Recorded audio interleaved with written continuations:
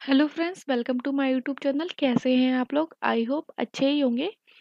आज हम आपके लिए लेके आए हैं यूपीएससी का ऑनलाइन जो एप्लीकेशन फॉर्म है वो कैसे फिल होना है उसके बारे में बताएंगे। देखिए, मैंने अपना एप्लीकेशन फॉर्म फिल किया था, उसी टाइम मैंने आप लोग के लिए स्क्रीनशॉट ले लिए थे, जैसे कि मैं आपको बता सकूं स्टेप बाय स्टेप कि किस तरीके से ये जो फॉर्म है वो फिल करना है। तो आई होप आपको कुछ हेल्प मिलेगी इस वीडियो से, और अगर आपको हेल्प मिले तो प्लीज़ इस वीडियो को लाइक कीजिएगा, सब्सक्राइब कीजिएगा हमारे चैनल को। आइए स्टार्ट करते हैं। देखिए, फॉर्म फिल करने के लिए एक साइट है, या तो आप यूपीएससी की जो ऑफिशियल साइट है उस पर जाइए, और अगर इससे इजी करना है आपको तो sarkariresult.com एक साइट है, उस पर आप जाएंगे तो वहाँ पे आपको मिलेगा कि एक IAS PCS pre application form.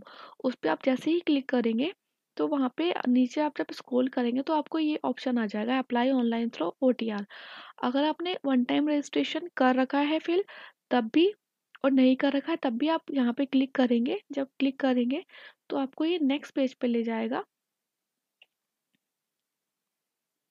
और नेक्स्ट पेज पे जाने के बाद देखिए यहाँ पे जो जिनका ऑलरेडी ओटीआर है रजिस्टर्ड उनके लिए तो कोई दिक्कत नहीं है, और जिनका नहीं है उनके लिए भी कोई दिक्कत नहीं है, वो यहाँ पे न्यू रजिस्ट्रेशन कर लेंगे आप अपना। तो उसमें बेसिक डिटेल्स आपको सबमिट करनी होंगी, अपना नाम, पेरेंट्स का नाम, अपनी date of birth, mobile number वगैरह।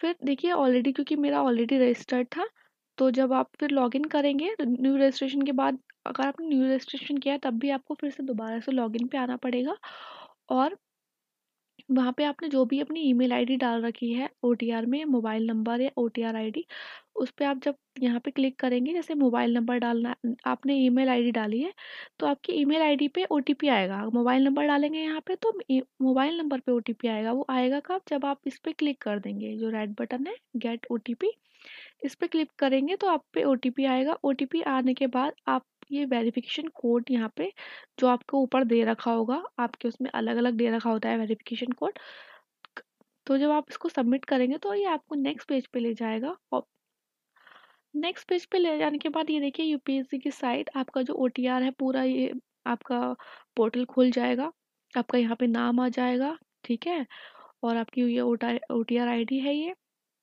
डैशबोर्ड ओपन हो गया। यहाँ पे आपको लेटेस्ट जो नोटिफिकेशन है यहाँ पे क्लिक करना होगा।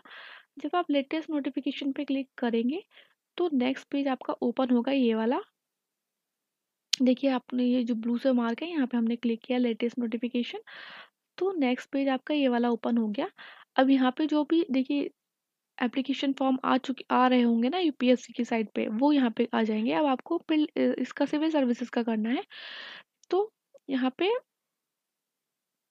यहाँ पे बोल रहे हैं कि एक तो आप एडिट कीजिए अपनी ओटीआर। अब देखिए, आप अपना जो ओटीआर है ना वो अपडेट या एडिट एक ही बार कर सकते हैं, तो बहुत संभाल के करिएगा। कुछ भी आप कर रहे हैं, मोबाइल नंबर हो गया या कुछ भी, डेट ऑफ बर्थ या कुछ भी चेंज कर रहे हैं तो आप एक ही बार कर सकते हैं। देन आप क्लिक करेंगे इस पे, click here for part 1। Part 1 पे क्लिक करने के बाद आपको ये नेक्स्ट पेज पे ले जाएगा। नेक्स्ट पेज आपका इस तरीके से ओपन हो जाएगा कि इंपॉर्टेंट इंस्ट्रक्शन दिए होंगे फिल ऑनलाइन एप्लीकेशन फॉर्म के लिए, जैसे कि फ़ोटो वोटो की क्या साइज़ होनी चाहिए, एक्सेट्रा एक्सेट्रा। ये दोबारा से आ गया ये पेज।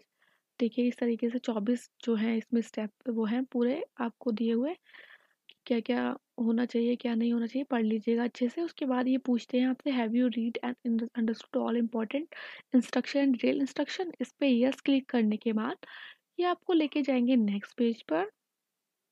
नेक्स्ट पेज पर आपका ये पेज इस तरीके से खुल के आएगा।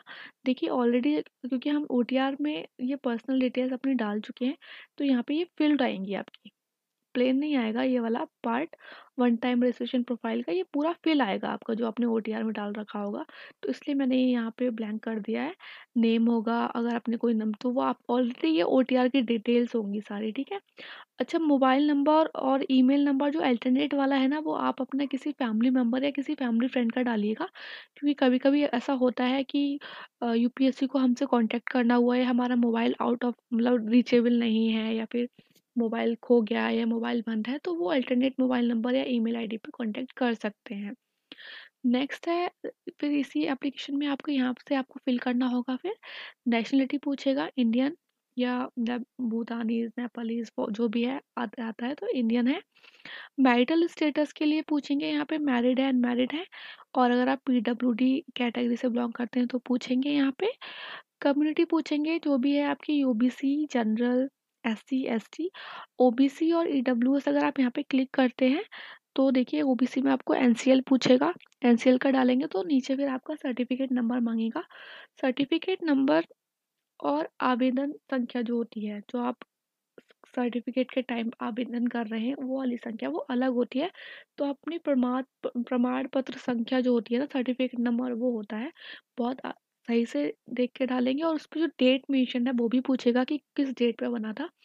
जैसे कि आपको पता है कि ओबीसी, एनसीएल और ईडब्ल्यू का सर्टिफिकेट जो वैलिड होगा इस वाले एग्जाम के लिए वो होगा 1 अप्रैल 2023 के बाद से लेकर अभी जो एप्लीकेशन फॉर्म की लास्ट डेट है 5 मार्च 2024 तक वैलिड होगा। तो आप देख लीजिएगा आपका एप्लीकेशन फॉर्म जो कम्युनिटी सर्टिफिकेट है वो कब का बना हुआ है, उस पर डेट जो है वो कौन सी है। और अगर आपका इससे पुराना है तो आप अभी जाके करिए, उस पर अप्लाई करिए और आपका आ जाएगा। अगर पुराना आपके पास है कम्युनिटी सर्टिफिकेट तो बहुत जल्दी आ जाता है, 7 से 10 दिन में आ जाता है। और नया भी 15 से 20 दिन में बन जाता है। तो आप अच्छे से कर लीजिएगा, इसमें कोई कंफ्यूजन मत रखना, बाद में बहुत इश्यू हो जाता है। Then select your educational qualification. जो भी आप ग्रेजुएशन में पूछेंगे अपीयर्ड है, मतलब अभी हैं आप लास्ट ईयर में हैं ग्रेजुएशन के, या आप ऑलरेडी पास्ड हैं। डिग्री पूछेगा। देखिए डिग्री में इशू ये आ रहा है कि जो साइंस की स्ट्रीम्स है ना, जैसे कि फिजिक्स हो गया, जूलॉजी, बॉटनी, केमिस्ट्री, तो उसमें बोल रहा है कि आपने ग्रेजुएशन में इसमें वन ऑफ द सब्जेक्ट पढ़ा हो, जैसे जूलॉजी पढ़ा हो, बॉटनी। क्योंकि हमारा 3 साल का ग्रेजुएशन होता है, उसमें जो लास्ट ईयर में होता है ना, उसमें हम एक एक सब्जेक्ट अपना ड्रॉप कर देते हैं, 2 सब्जेक्ट में करते हैं मोस्टली।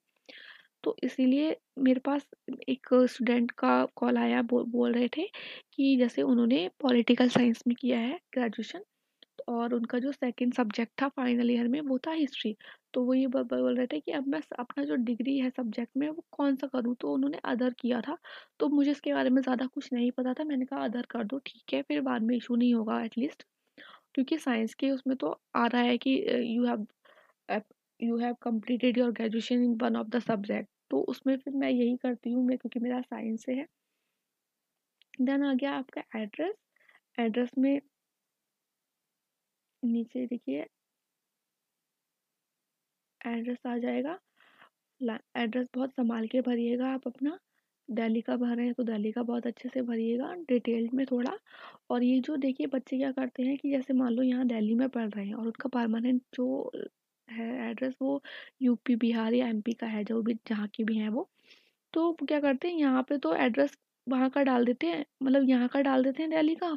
और ये उन्हें लगता है कि जो स्टेट और यूटी पूछ रहा है कि वो कहाँ से बिलोंग करते हैं, तो यहाँ पे वहाँ का डाल देते हैं। नहीं, आपको एक ही एड्रेस की सारी चीज़ें डालनी है। स्टेट, यूटी, जैसे अगर दिल्ली का डाल रहे हैं तो यहाँ पे दिल्ली आ जाएगा, फिर डिस्ट्रिक्ट आ जाएगा, फिर पिन कोड आ जाएगा आपके एरिया का। फिर आप इसको कंटिन्यू करेंगे। अगर कोई इशू है इसमें तो आप रिसेट भी कर सकते हैं यहाँ पे, कि आपको फिर से करनी है, जो इन्फॉर्मेशन है वो फिर से डालनी है। सब कुछ ठीक है तो आप कंटिन्यू करके आगे बढ़ सकते हैं। नेक्स्ट जो आपका पेज ओपन होगा वो ये देखिए, एक्चुअली इसमें क्या हुआ था कि मैं स्क्रीनशॉट लेना भूल गई थी इस वाले पेज का। तो मैंने डायरेक्ट अपनी एप्लीकेशन फॉर्म से, जो मेरा प्रिंट आउट है मतलब फील्ड एप्लीकेशन फॉर्म का, वहाँ से चीज़ें ये उठा लिया है, ये वाला पेज। तो देखिए ये तो हमने कर लिया ना कि degree subject in graduation. Then आपसे पूछेगा नेक्स्ट में कि for which examination you like to be considered. क्योंकि सिविल सर्विसेज और इंडियन फॉरेस्ट सर्विसेज दोनों का प्रीलिम्स एक ही होता है, ठीक है। लेकिन उनका जो कट ऑफ है प्रीलिम्स का वो अलग अलग बनता है। उस कट ऑफ के अकॉर्डिंग ही मेंस और इंटरव्यू के दोनों के, सिविल सर्विसेज के और इंडियन फॉरेस्ट सर्विसेज के अलग अलग होते हैं, ठीक। देन पूछ रहे हैं कि देखिए इसमें क्या है कि मैंने तो दोनों किया है ऑप्ट, क्योंकि मेरे इंडियन फॉरेस्ट सर्विसेज के काफ़ी अटेम्प्ट बचे हुए हैं, तो मैंने सोचा अगर एग्ज़ाम देंगे तो ये भी कर देते हैं। और इसीलिए मेरे इतना ज़्यादा लिखा हुआ आ रहा है। अगर आप सिर्फ सिविल सर्विस लिखेंगे तो शायद इतना नहीं आया आपके में लिखा हुआ, तो कंफ्यूज मत होना। फ़ोटो आइडेंटिटी कार्ड पूछा है, फिर मैंने आधार लगाया था, फिर कंसेंट के बारे में मांगा है, आधार का पीडीएफ लगेगा, ठीक है। परसेंटेज पूछी है, फिर ग्रेजुएशन लेवल की क्या परसेंटेज है, और number of attempt already made in civil services, मतलब कि जैसे अगर आपने दो दो अटेम्प्ट पहले आप दे चुके हैं तो यहाँ पे आपका 2 आएगा, क्योंकि आप तीसरा जो अटेम्प्ट है वो 2024 में देंगे अब, ना। तो आप यहाँ पे 2 लिखेंगे। फिर है सेंटर्स पूछा है, यहाँ पे देखिए, यहाँ पे मेंस की जो डिटेल्स है ना, ये बहुत बहुत ही इंपॉर्टेंट है। अगर आप प्री क्वालिफाई करते हैं तो ये ही डिटेल्स आप आगे मेंस में चलेंगी, इसमें कुछ भी चेंज नहीं होगा, इसलिए बहुत इंपॉर्टेंट है। जैसे कि जो सेंटर होगा आपका मेंस का एग्जामिनेशन का, वो क्या रहेगा, तो वो आप इसी प्रीलिम्स के एप्लीकेशन फॉर्म में ही करेंगे। एंड लैंग्वेज जो कि मीडियम, देखिए क्या होता है कि जो जीएस के पेपर होते हैं, जीएस के पेपर 1 to 5, उनमें लैंग्वेज आप अलग रख सकते हैं, और जो आपका ऑप्शनल सब्जेक्ट है उसमें आप लैंग्वेज अलग रख सकते हैं। ऐसा नहीं है कि आपको एक ही लैंग्वेज रखनी है साथ के साथ पेपरों में। तो इसलिए यहाँ पे ये अलग अलग पूछते हैं कि अगर ऐसा भी कर सकते हैं आप कि अगर आपको आपको इंग्लिश यहाँ पे सही लग रहा है, आपको हिंदी सही लग रहा है पेपर 1 to 5 में, और आपका ऑप्शनल है उस पर कमांड आपका इंग्लिश में अच्छा है, तो आप इंग्लिश कर सकते हो, या जो भी आपको ठीक लगे। देन आप ना यहाँ पे ऑप्शनल सब्जेक्ट लिखना है अपना, बहुत संभाल के लिखिएगा, सोच समझ के, क्योंकि ये फिर चेंज नहीं होगा। ऐसा नहीं सोचना कि प्रीलिम्स देते हैं क्वालिफाई होगा तो फिर बाद में देखेंगे कौन सा ऑप्शनल ठीक रहेगा। Do you help from Arunachal Pradesh, Manipur, Meghalaya, Mizoram, Nagaland, Sikkim. तो यहाँ पे नो करने के बाद यहाँ पे आ जाएगा, पूछेगा ये आपको लैंग्वेज पेपर है। देखिए जो पेपर भी है वो कंपलसरी इंग्लिश पेपर है, ठीक है। लेकिन लैंग्वेज पेपर एक ही क्या रहेगी, वो अलग अलग है सबकी। जैसे जो हमारी शेड्यूल लैंग्वेजेस है 22, उस वो आ जाती हैं सारी, ओडिया हो गया, संस्कृत हो गया, हिंदी हो गया, इंग्लिश हो गया। तो यहाँ पे मैंने क्या किया है, हिंदी किया है। मोस्टली लोग हिंदी ही करते हैं। फिर आपका ये वाला पेज ओपन हो जाएगा कि देखिए आपने पार्ट 1 जो है वो अच्छे से कर लिया है, आपको रजिस्ट्रेशन आईडी मिल जाएगी अपनी, और आपने पूरा यहाँ पे डिटेल आ जाएगा। और फिर आपको ये नेक्स्ट पेज पे लेके जाएंगे। इसी पेज के नीचे आपको ये बोलेंगे कि देखिए आप अपनी रजिस्ट्रेशन आईडी जो है ऊपर दी गई है उसको आप नोट कर लीजिए, और आपका एप्लीकेशन फॉर्म इनकम्प्लीट रहेगा जब तक आप पार्ट 2 रजिस्टर नहीं कर लेते। पार्ट 2 में 4 स्टेजेस होंगी, पेमेंट होगी। अगर आप एग्जाम्प्टेड कैंडिडेट में आते हैं तो एग्जाम्प्ट हो जाएगी। Selection of examination for prelims, mains का हमने कर लिया ऑलरेडी, ठीक है। और selection of examination for prelims exam, uploading of photograph and signature, and agreeing to declaration. आप चाहें तो इस वाली प्रिंट, ये जो प्रिंट है पार्ट 1 रजिस्ट्रेशन की, उसका आप प्रिंट आउट ले सकते हैं। नेक्स्ट आपको जब क्लिक करेंगे आप, तो नेक्स्ट यहाँ पे आपको लेके आएंगे ये पार्ट 2 के लिए, फोटोग्राफ एंड सिग्नेचर के लिए। तो यहाँ पे आपको चूज करनी है फाइल, बहुत संभाल के करना। एक ऐप है रिसाइज इमेज करके, RESIZE इमेज, जिसमें बहुत इजीली आपकी जो फोटोज हैं वो अच्छे से आपकी रिसाइज हो जाएंगी। तो आप उससे कर लीजिएगा फोटोज और सिग्नेचर। और जब तक बिल्कुल सही फॉर्मेट में नहीं होगा ना आपकी विड्थ हाइट अकॉर्डिंग टू जो कि इन्होंने बोला है, उस अकॉर्डिंग नहीं होगी, तब तक आप जब जब भी आप यहाँ पे अपलोड करेंगे ना इमेज को, तभी होगी जब बिल्कुल सही होगी। अगर कुछ भी इशू होगा तो यहाँ पे आप जैसे ही क्लिक करेंगे अपलोड इमेज पे, यहाँ पे रेड रेड लिख के आ जाएगा कि आपकी फ़ोटो में ये कमी है और आपके सिग्नेचर में ये कमी है। जब फाइनल दोनों चीज़ें ठीक होंगी, आप अपलोड करेंगे तो आपको ले जाएगा नेक्स्ट पेज पे, और ये इस तरीके से आपका हो जाएगा। ये देखिए फ़ोटो, नीचे नेम और उसके नीचे डेट, देन सिग्नेचर आ जाएगा। उसके बाद आगे सबमिट करने पर आपका जो ये जो डैशबोर्ड जो आपका है वो इस तरीके से ओटीआर जो पेज जो आपका खुलेगा वो इस तरीके से खुलेगा, क्योंकि मैंने दोनों के लिए अप्लाई किया है तो मेरा यहाँ पे दोनों लिख के आ रहा है, civil services and Indian forest services. आप सिर्फ अगर एक के लिए करेंगे तो एक ही लिख के आएगा CSP। और ये देखिए upload photograph and signature upload होगा। अब ये सेंटर सिलेक्शन और डिक्लेरेशन के लिए बोल रहे हैं। नेक्स्ट पेज पे जब हम क्लिक करेंगे तो ये प्रीलिम्स के एग्जामिनेशन सेंटर की बोलेंगे। तो यहाँ पे जो भी आपका सेंटर आपको चाहिए होगा प्रीलिम्स में वो आप लेंगे। क्लिक करने के बाद यहाँ नीचे इसी पेज पे आपको डिक्लेरेशन आ जाएगा। इस पेज पे नीचे ये डिक्लेरेशन आ गया, घोषणा पत्र। और जब आपको सब पढ़ने के बाद ये आप यहाँ पे क्लिक करेंगे I have read declaration and agree and नीचे आप सबमिट करेंगे।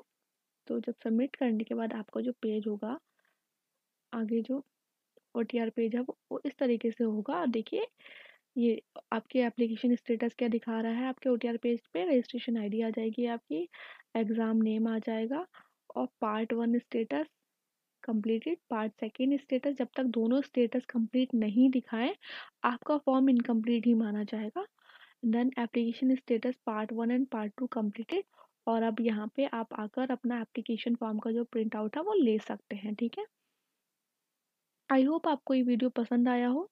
और भी अपडेट्स के लिए आप हमारे चैनल को ज्वाइन कर लीजिए और इस वीडियो को लाइक कीजिएगा। All the best, take care.